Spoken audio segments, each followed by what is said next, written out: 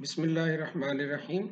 عزیز طلبہ، آج ہم سبق پنچایت پڑھیں گے اور یہ سبق پنچایت کا پہلا حصہ ہے۔ یہ چونکہ طویل سبق ہے تو اس کی 2 ویڈیوز بنائی گئی ہیں۔ تو اس کا ابتدائی حصہ ہے جس میں مصنف کا تعارف، سبق کے تدریسی مقاصد اور جو سٹوری ہے اس کا جو پہلا پیج ہے وہ شامل کیا گیا ہے۔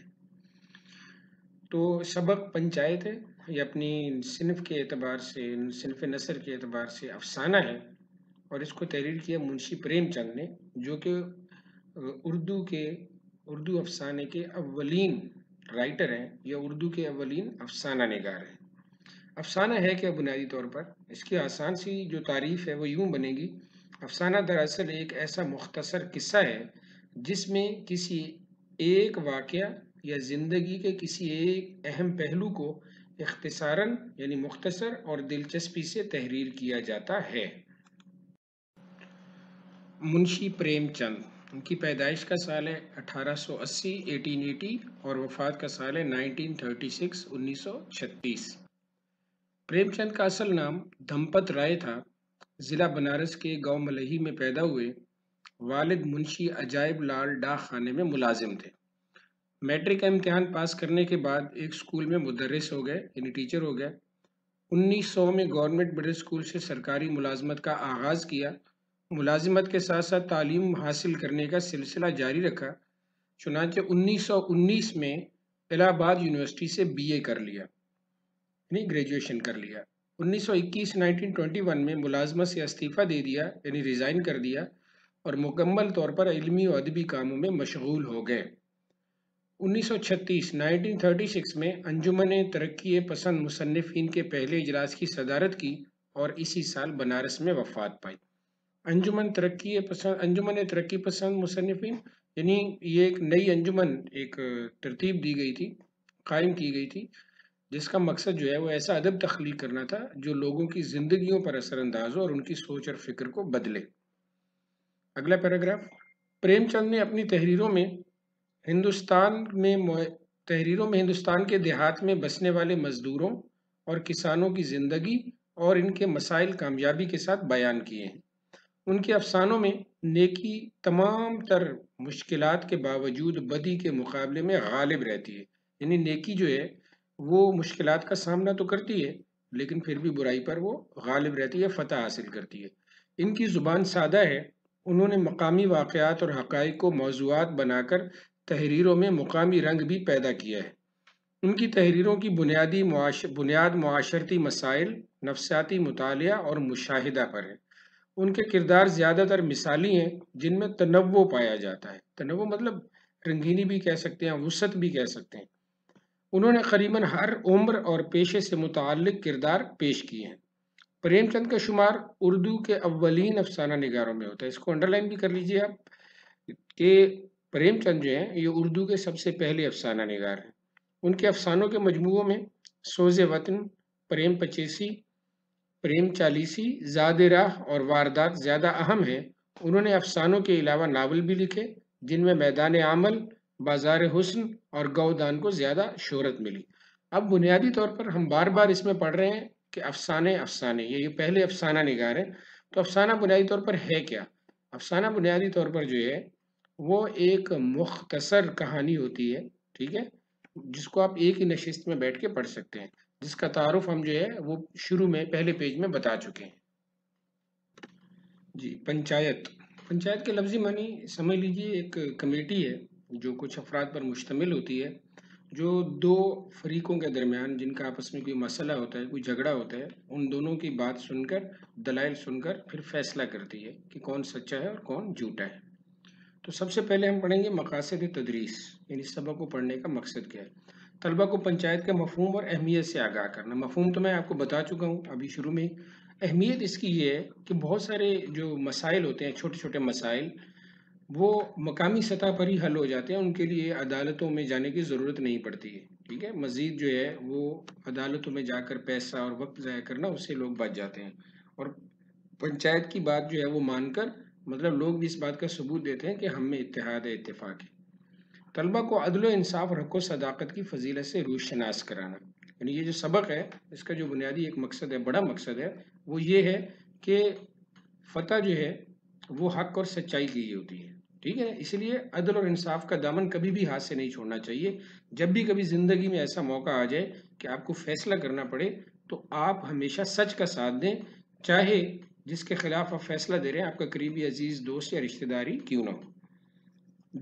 تیسرا ہے دیہاتی زندگی کے مختلف پہلوؤں سے طلبہ کو متعارف کرانا۔ دیہات کی زندگی بڑی سادہ زندگی ہوتی ہے، خوبصورت زندگی ہوتی ہے۔ تمام لوگ ایک دوسرے کو جانتے ہیں، ایک دوسرے کے مسائل کو جانتے ہیں، ایک دوسرے کے کام آتے ہیں، ایک دوسرے کی مدد کرنے کے لیے ہر وقت تیار رہتے ہیں۔ تو اس طرح دیہات میں مطلب تھوڑے نیگیٹو قسم کے لوگ بھی ہوتے ہیں جو دوسروں کا حق دبانا چاہتے ہیں، صحیح ہے نا؟ تو یہ بھی ایک چیز ہے وہاں پہ، لیکن اوورآل دیہات کی زندگی سادہ ہوتی ہے، تھوڑی غربت زدہ ہوتی ہے، لیکن دیہات کے لوگ صحت مند ہوتے ہیں اور آپس میں ان کا بڑا اتحاد ہوتا ہے، سچے لوگ ہوتے ہیں۔ اور چوتھا ہے کہ یہ بتانا کہ صنف افسانہ کس طرح زندگی کی حقیقتوں سے وابستہ ہے، یعنی جو افسانہ ہے اس کی ڈیفینیشن ہم شروع میں پڑھ چکے ہیں کہ اس قسم میں کس طرح سے ہم زندگی کی جو حقائق ہیں ان کو بڑے آرام سے بیان کر سکتے ہیں اور اپنی زندگیوں کو یا ان حقائق کے ذریعے سے دیگر لوگوں کی زندگیوں کو ہم بدل سکتے ہیں۔ اب آتے ہیں جی سبق کی طرف، سبق شروع کرتے ہیں۔ جمن شیخ اور الگو چودھری میں بڑا یارانہ تھا، یارانہ تھا مطلب دوستی تھی۔ ساجھے میں کھیتی ہوتی، یعنی جو کھیتی باڑی کا کام تھا، فارمنگ کا کام تھا، وہ دونوں کا مشترک تھا، مل کے کرتے تھے، پارٹنرشپ تھی۔ لین دین میں بھی کچھ ساجھا تھا، یعنی لینے دینے میں بھی ان کی پارٹنرشپ تھی۔ ایک دوسرے پر کامل اعتماد تھا، مکمل بھروسہ تھا۔ جمن جب حج کرنے گئے تھے تو اپنا گھر الگو کو سونپ گئے تھے، اور الگو جب باہر جاتے تو جمن پر اپنا گھر چھوڑ دیتے، یعنی ایک دوسرے پہ اتنا اعتماد کرتے تھے کہ پورا جو اپنا گھر ہے یا کاروبار ہے وہ ایک دوسرے کے حوالے کر دیتے تھے۔ اس دوستی کا آغاز اسی زمانہ میں ہوا جب دونوں لڑکے جمن کے پدرے بزرگوار شیخ جمعراتی کے روبرو زانوے ادب طے کرتے تھے، یعنی یہ دوستی ان کی بچپن کی تھی، جب یہ دونوں اپنے بچپن میں جمن کے والد جن کا نام جو ہے وہ شیخ جمعراتی تھا ان سے پڑھنے کے لیے آیا کرتے تھے۔ زانوے ادب طے کرنا مطلب تعلیم حاصل کرنے کے لیے، سیکھنے کے لیے آیا کرتے تھے۔ الگو نے استاد کی بہت خدمت کی، خوب رکابیاں مانجی، خوب پیالے دھوئے۔ رکابیاں مانجی، پیالے دھوئے یعنی مطلب یہ ہے کہ ہر طرح کی خدمت کی، ٹھیک ہے؟ ان کا حقہ دم نہ لینے پاس، یعنی حقہ تو ہر وقت ہی ان کا تیار رہتا تھا، یعنی وہ بنا کے رکھتا ہے۔ ان کے باپ پرانی وضع کے آدمی تھے، پرانی وضع کے پرانے فیشن کے آدمی تھے، پرانی سوچ کے حامل تھے۔ تعلیم کے مقابلے میں انہیں استاد کی خدمت پر زیادہ بھروسہ تھا، یعنی شیخ جمعراتی صاحب کے جو ہیں، جو کہ استاد تھے دونوں بچوں کے، وہ تعلیم کم لیکن استاد کی خدمت پر جو ہے وہ زیادہ یقین رکھتے تھے کہ استاد کی جتنی خدمت کی جائے گی بچہ اتنا ہی زیادہ سیکھے گا۔ وہ کہا کرتے تھے استاد کی دعا چاہیے، جو کچھ ہوتا ہے فیض سے ہوتا ہے، اور اگر الگو پر استاد کے فیض یا دعاؤں کا اثر نہ ہوا تو اسے تسکین تھی کہ تحصیل علم کا کوئی دقیقہ اس نے فروگزاشت نہیں کیا۔ یعنی شیخ جمعراتی صاحب کا کہنا یہ تھا کہ استاد کی دعا سے سب کچھ ہوتا ہے، اور اگر دعاؤں کا اثر نہ بھی ہو تو کم از کم الگو کو اس بات کا یقین تھا کہ اس نے استاد کی خدمت میں اور علم حاصل کرنے میں کوئی کمی نہیں چھوڑی ہے، کوئی دقیقہ فروگزاشت نہیں کیا، کوئی کمی نہیں چھوڑی۔ علم اس کی تقدیر میں ہی نہ تھا، یعنی مقدر میں ہی نہ تھا۔ شیخ جمعراتی خود دعا اور فیض کے مقابلے میں تازیانے کے زیادہ قائل تھے، اور شیخ جمعراتی صاحب دعا تو دیتے تھے لیکن اس سے زیادہ وہ مار پیٹ کے قائل تھے، پٹائی بہت کرتے تھے، اور جمن پر اس کا بے دریغ استعمال کرتے تھے، یعنی جمن یعنی اپنے بیٹے کو تو بہت مارتے تھے۔